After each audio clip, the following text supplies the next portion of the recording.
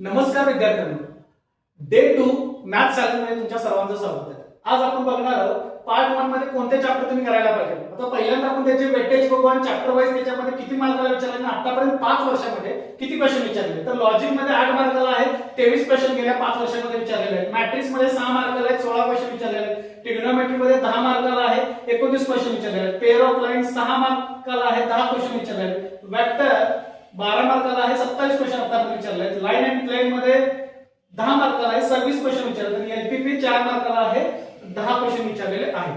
आता याच्यामध्ये तुमच्या लक्षात आलं की वेटेज नुसार तुम्हाला चॅप्टर करणं गरजेचं आहे. तर तुमच्या आयुष्यामध्ये तुम्हाला जर सक्सेसफुल बनायचं असेल तर 80-20 प्रिन्सिपल आहे.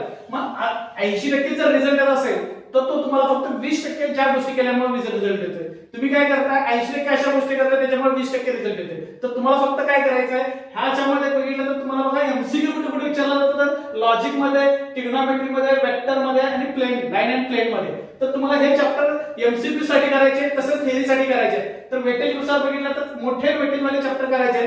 तर लॉजिक मध्ये सारखं बघा 4 ते क्वेश्चन जनरल पेपरला येतात. तर लॉजिक तुम्हाला करायचं आहे, ट्रिग्नोमेट्री पहिल्यांदा करायचं आहे, पेअर ऑफ लाईन पहिल्यांदा करायचं नाही, तुम्हाला वेक्टर आणि लाईन हे 4 चॅप्टर पहिल्यांदा बेसिक व्यवस्थित करा. त्याच्यामुळे तुमच्यावर कॉन्फिडन्स येईल, तुम्ही पास होण्यासाठी तुम्हाला जे लागते तेवढे याच्या 4 चॅप्टर मधून तुमच्या होऊन जाईल. तर आपण पुढच्या व्हिडिओमध्ये बघूया ह्यातला पहिला चॅप्टर आपण लॉजिक मध्ये इम्पॉर्टंट कुठले पॉइंट आहेत ते बघूया. थँक्यू.